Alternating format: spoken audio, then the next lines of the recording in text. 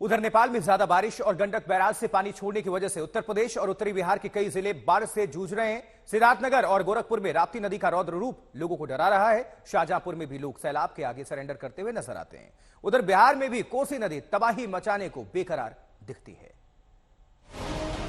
पहाड़ों पर हो रही लगातार बारिश से मैदानी इलाकों में हालात बेकाबू होते जा रहे हैं। यूपी के सिद्धार्थनगर में बाढ़ से 25 से ज्यादा गांव डूबने की कगार पर आ गए हैं। देखिए राप्ती नदी का रौद्र रूप गांव वालों को डरा रहा है। 600 से ज्यादा परिवार सैलाब के बीच फंसे हैं। समझ ही नहीं आ रहा कहां तक नदी है और कहां तक गांव की सड़क, क्योंकि हर तरफ सैलाब का कब्जा दिख रहा है। राप्ती नदी खतरे के निशान को पार कर चुकी है। उत्तर प्रदेश में नेपाल से पानी छोड़े जाने के बाद जो हालात हैं वो खतरे के निशान से नदियों का पानी चल रहा है। और इस समय हम मौजूद है सिद्धार्थनगर के ही इस बूढ़ी राप्ती नदी पे। हम आपको यहाँ पर पहुंचकर इस खतरे का निशान दिखाने की कोशिश कर रहे हैं कि आखिर ये नदी का जो पानी है वो किस लेवल पर चल रहा है। अगर आप मीटर में देखेंगे तो पाएंगे यहाँ पर जो इसका डेंजर लेवल है वो क्रॉस हो जा चुका है।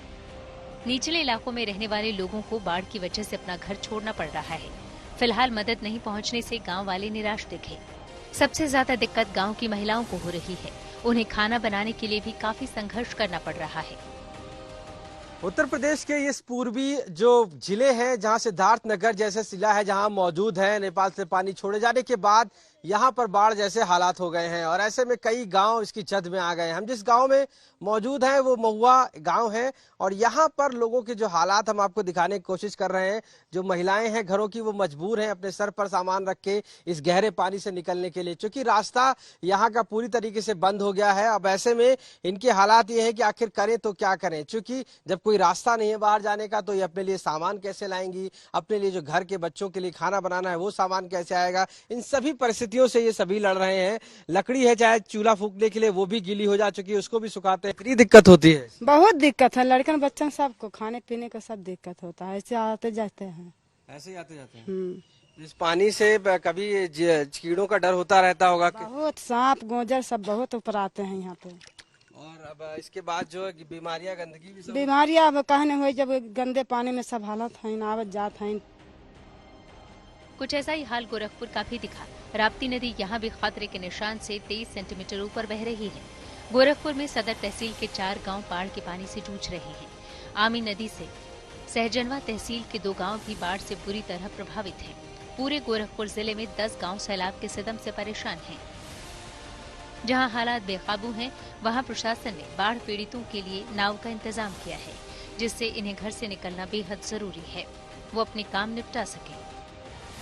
बाढ़ में भी स्कूल जाने के लिए संघर्ष करती इस छात्रा को देखिए। बहरामपुर गांव की ये छात्रा सिर्फ खुद ही नहीं सैलाब में जूझ कर निकल रही, वो अपने साथ एक छोटे बच्चे को भी पानी से बचा रही है। जैसे वो कह रही हो, जान जोखिम में डालकर स्कूल चले हम। बाढ़ की स्थिति बहुत बढ़ती जा रही है।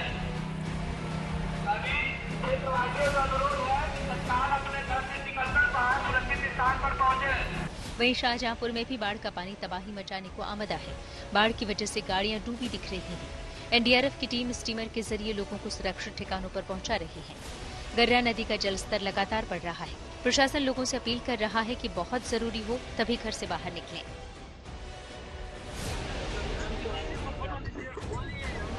वहीं बिहार के कई जिले बाढ़ से जूझ रहे हैं। सहरसा में बाढ़ के बीच एक बड़ा हादसा टल गया। कोसी पूर्वी तटबंध से 20 टीचर स्कूल जाने के लिए सुबह निकले, लेकिन काफी देर तक स्कूल नहीं पहुंचे। बताया जा रहा है कि इनकी नाव रास्ता भटक गई थी। बगहा में भी गंडक गुस्से में दिख रही है। यहाँ बैराज से पानी छोड़े जाने की वजह से नदियां उफान पर हैं। गांव वाले रतवल धनहा को यूपी से जोड़ने वाली मुख्य सड़क के किनारे टेंट में रहने को मजबूर हैं। मुजफ्फरपुर जिले में भी कई इलाके सैलाब के आगे सरेंडर करते दिख रहे हैं। नदियों के पास कटाव बढ़ता जा रहा है। नदियों में उफान की वजह से बांध टूटने का खतरा बढ़ गया है। आज तक ब्यूरो।